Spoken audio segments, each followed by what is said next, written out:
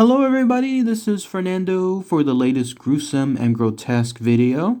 As always, I just do these videos randomly whenever I come across an article, maybe something I'm reading online that merits posting it here within this particular playlist, such as the case with this very tragic accident, something that ended up claiming the lives of 3 people, including 2 very young children.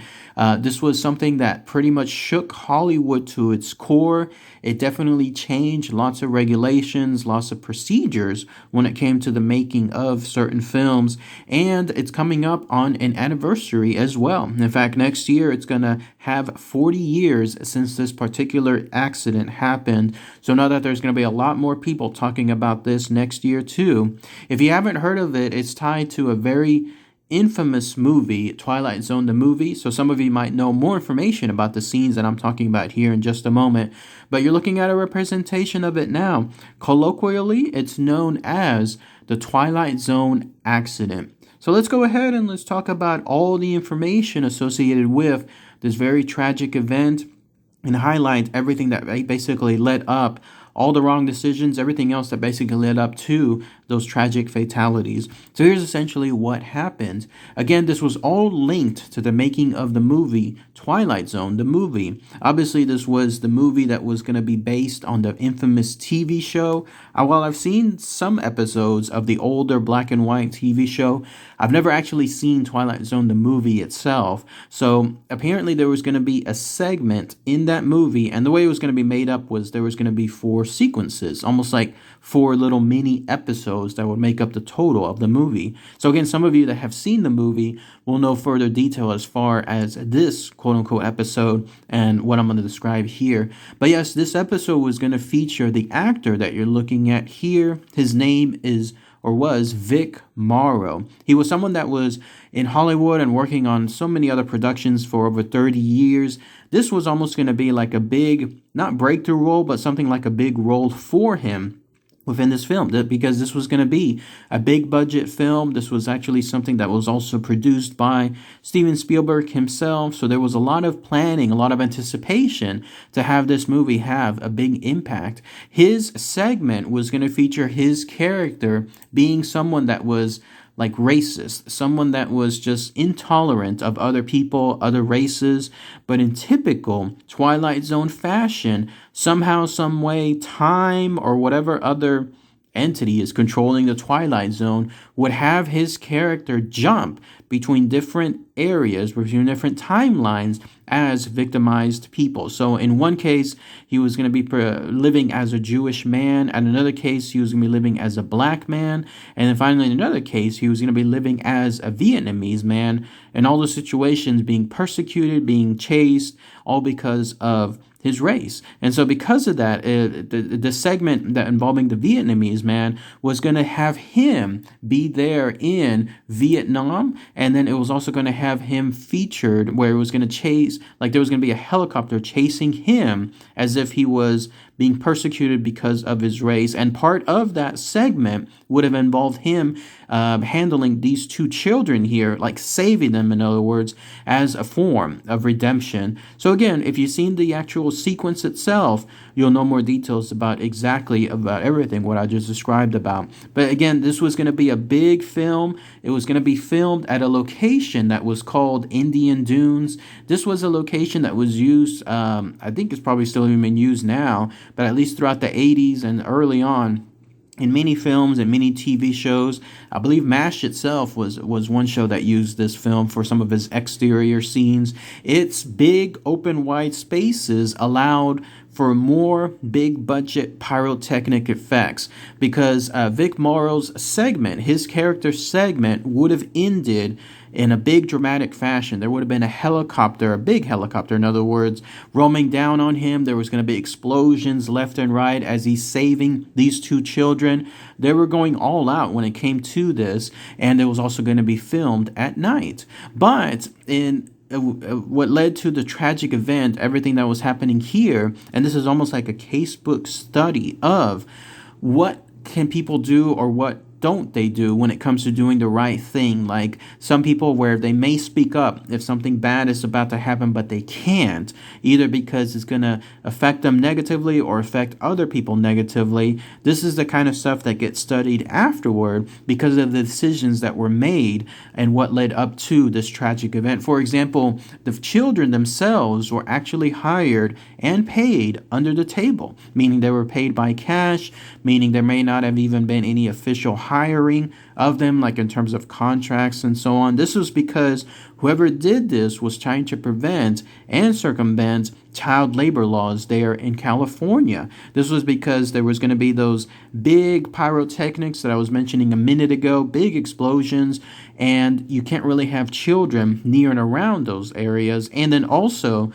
because this was going to be filmed at night, that's another prohibitive thing when it comes to filming with children. There's just a certain amount of hours in Hollywood that you could do so. Also, with those pyrotechnics, apparently there was going to be those gigantic explosions, but they were getting bigger and bigger. And people that were responsible for those explosions either didn't opt in, like say something with regards to how dangerous it is, or if they did, it was in turn ignored by others that they were reporting this information to. Again, with the idea being that anyone that was stopping this type of production and its impact could in turn hurt them when it comes to their jobs or losing out on other opportunities afterward. And the decision was made that with the helicopter itself, even though it was being piloted by someone who was an expert with regards to handling the helicopter and maneuvering it, it still was going to be in a very close proximity. The scene would have called for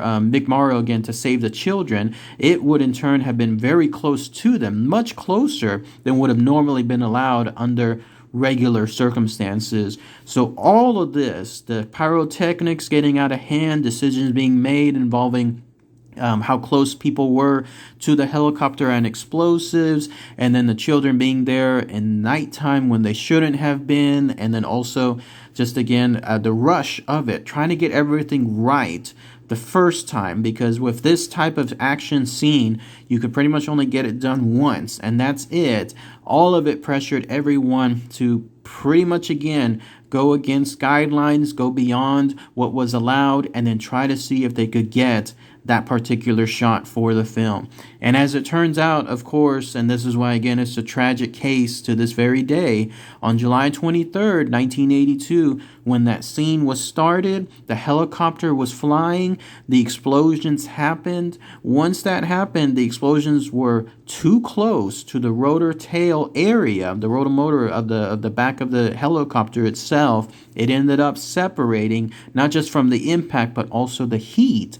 And then when that occurred, the helicopter was just completely out of control. Once you lose that particular part, then that's it. In fact, people that were there were stating it was almost like a large mortar exploded beyond that, and then it caused the helicopter to just careen and circle around. And when it did so, there it was, very unfortunate, very tragically, landing pretty much on top of Vic Morrow and those two children, Renee Shin-Yi Chan, and then also Micah Din Lee. And when it did so, and this is why again this is considered very tragic but also very gruesome, the helicopter itself ended up, the blades, in other words, ended up decapitating, and not just, in this case, Vic Morrow, but also, I believe it was Micah Din Lee that ended up being killed within it, and then the other child, unfortunately, got crushed afterward. It was just all very, very sad, and the way this occurred on there, because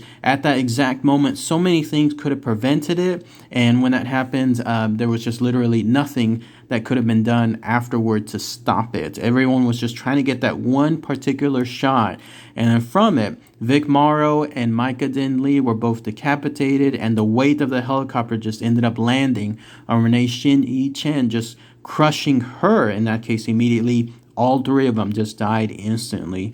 horrible stuff, again, when you read about this. And because, again, it's coming up on the 40-year anniversary, it'll be relooked at again sometime next year, and a lot of people will be analyzing everything that happened then and, of course, talking about it now. Now, as I mentioned at the beginning, there was a lot of changes that happened from this. Obviously, there was a lot of investigations that were started. In fact, litigation for this was almost 10 years in the making. That was because there was lawsuits that were involved. There were actual criminal investigations done too with regards to manslaughter charges. Ultimately, everyone that was charged with manslaughter was acquitted, so they were found not guilty. But there were big changes. Studios started implementing strict procedures in terms of what's considered safety with the making of these type of films. There was also new guidelines associated from the Directors Guild to ensure that everyone could have a hotline to get quick answers to safety questions. There was also another hotline that was started, very important in this one, to allow any crew member to call it and say, and still be safe from their jobs, to say, hey, something is not right, something is bad, happening bad here. They need to stop this in order to ensure that people's lives are saved. And that's the kind of stuff that was implemented from it. There was so many changes when it came to procedures on sets, and then also safety bulletins and guidelines and so on, that even to this day, what happened with this tragic case, its remnants, its after effects are still being felt in Hollywood because of all the safe work practices that are being done today. But again, that's pretty much it. That's all the info associated with this tragic case, with the Twilight Zone accident, the gruesome deaths involving the children themselves, and then, of course, Vic Morrow as well, and why it's still being impacted to this very day. By the way, I'm not going to post any images, anything like that, as far as the actual fatalities. My understanding was it was recorded. Obviously, cameras were being filmed at the time of this big action set, but a lot of that was stopped, once everything was finalized, once everything was done with the very tragic accident that occurred, and all that film footage was kept secret and only shown in court. But eventually that stuff leaked, and when it happened, it's out there. You can actually find it to this very day. I'm not going to show it here again, but at least with that information, this is the most that I'll share here. But if you truly want to see as far as the actual incident itself, you'll be able to see it online. I believe it's still on YouTube, in fact, and in that way, it'll give you an idea of just how big the actual explosions and the actual crash itself was, and why it occurred, and so on. But if anybody has any more info, anything else I might have missed, then please post those comments below. What about those of you that were around during 1982? Let's say, and you remember reading about or seeing about it in the news.